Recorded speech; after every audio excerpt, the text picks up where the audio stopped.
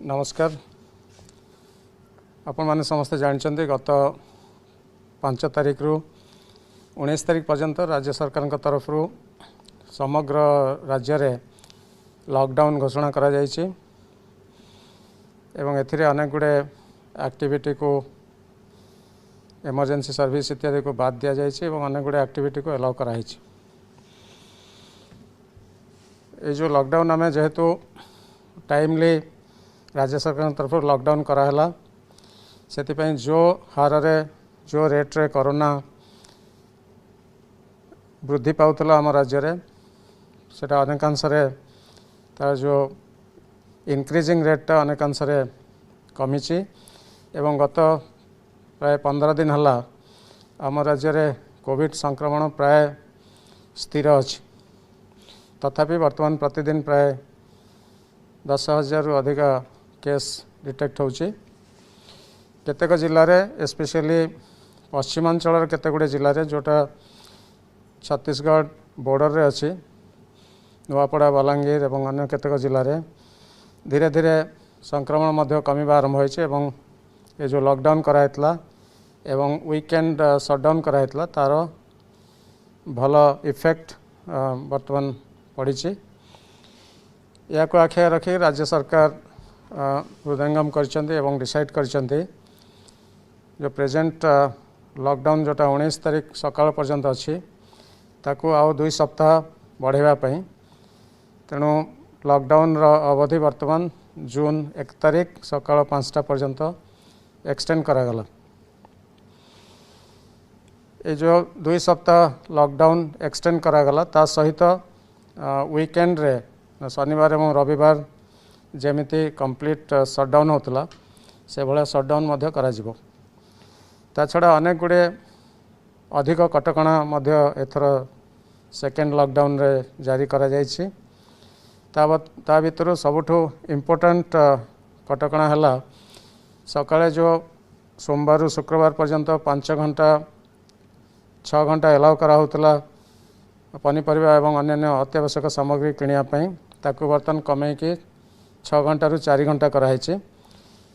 सकाळ 7टा रु 11टा भितर केवल पनीपरिया एवं अन्य नित्य व्यवहार्य जिनस लोक माने चलिकी जाइके 500 मीटर भितर से किनी पारिबे। तेणु यार ये जो लॉकडाउन रो मुख्य उद्देश्य होची जनसाधारण मोस्टली घर भितर रहिबे निहाती आवश्यकता न पड़ले से माने केबे हेले बाहर को जिबे नहीं एवं जो माने बिना आवश्यकतार बाहर बुलिबे सेमानक विरुद्ध कठिन कार्यानुष्ठान ग्रहण करा जिवो कठोर कार्यानुष्ठान ग्रहण करा जिवो।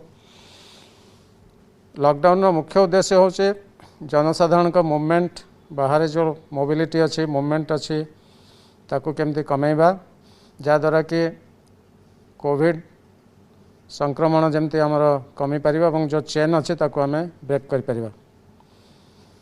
गुड्स मूवमेंट उपर कौनसी रेस्ट्रिक्शन रहिबनी। गत थर जमथिला कौनसी जिनिस धरिकी जो गाड़ी सब जाउचे पनीपरिया हो विभिन्न जिनिस हो बिल्डिंग मटेरियल हो से सब गाड़ी ऊपर कौनसी प्रकार रेस्ट्रिक्शन रहिबनी कारण इंटेंशन होचे जनसाधारण मूवमेंट कम करवा गुड्स रो मूवमेंट नुहे।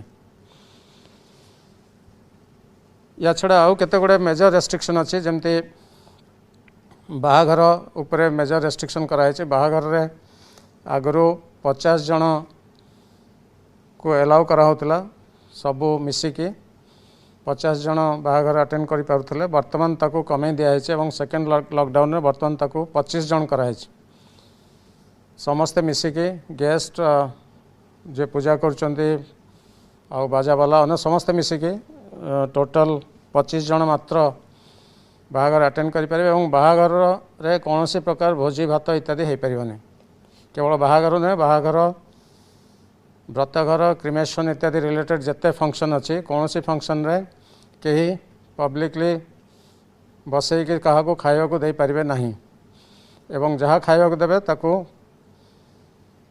पैकेट करके दे पारे जोटा टेक अवे टाइप रो दे पारे पैकेट करके किंतु बाहाघर व्रतघर क्रिमेशन रिलेटेड जिते फंक्शन अच्छी कौन सी जगार लोक मैंने से रोषे करके भोजी भाया जो बसिके खाती से भाया कौन जगह खाई पारे ना बिकज आम जहाँ देखु अनेक जगार ये भोजी करने द्वारा संक्रमण वृद्धि पाँच तेणु ताकू आखि आगे रखिक ये कठोर निष्पत्ति नियाई। ता छड़ा अनेक गुड़े एक्टिविटी गत थर जो सब एक्टिविटी सब एलाउ कराइला लोकंर जीविका को आखि आगे रखिक कृषि एवं पशुपालन फिशरीज रिलेटेड एक्टिविटी सब गुड़ा एलाउ करा जिवो एवं ता सहित जहाँ जहाँ तार रिलेटेड दुकान अच्छी ट्रांसपोर्टेशन अच्छी सब एलाउ करा जिवो। से भली निर्माण कार्य जो श्रमिक मैंने जाउछन्ति एवं निर्माण कार्य जो जो दुकान सब खोला रोचे से सब मध्य अलाउ करा जिवो। टेस्टिंग आउ वैक्सीनेशन मध्य चलिबो कारण ये दुटा एसेंशियल एक्टिविटी। ता छड़ा हेल्थ रिलेटेड जते इंस्टीट्यूशन अच्छी से सब कंटिन्यू करिवो। बैंकिंग सर्विसेज मध्य हम कंटिन्यू करिवो किंतु वर्तमान डिसाइड कराई राज्य सरकार का ऑफिस केंद्र सरकार का विभिन्न डिपार्टमेंट ऑफिस एवं प्राइवेट ऑफिस गुड़ा जो स्टाफ सब अटेंड करेंगे तांकर नंबर सब्सटेंशियली कमे दिखाई डिटेल गाइडलाइन सब इश्यू करा जिवो।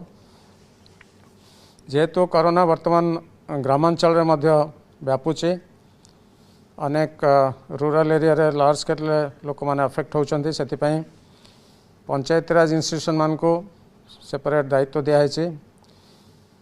पंचायती राज इंस्टीट्यूशन माने तांको अंचल रे जो बाहर जो मैंने आसुच्चन्ति अन्य राज्य हो बा अन्य जिले जो मैंने आसुच्चन्ति से मानकु घरे होम क्वारंटाइन जमती रहिबे से माने सेटा ता ऊपर दृष्टि देबे एवं लार्ज स्केल गोटे मासिव आईसी कैंपेन करेंगे एवं निज निज एरिया रे जमती रोग को कंटेन करेंगे से माने विशेष दृष्टि देबे।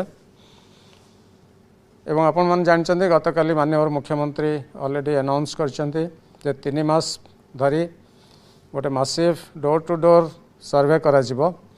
अंगनवाड़ी वर्कर एवं आशाकर्मी माने प्रत्येक घर को जिबे एवं से माने डोर टू डोर कैंपेन करेंगे एवं सर्वे करेंगे एवं ता भितर जो मानकर कोरोना भलिया लक्षण थिबो से समस्त को इमिडिएटली टेस्ट करा जिवो एवं आइसोलेट करा जिवो।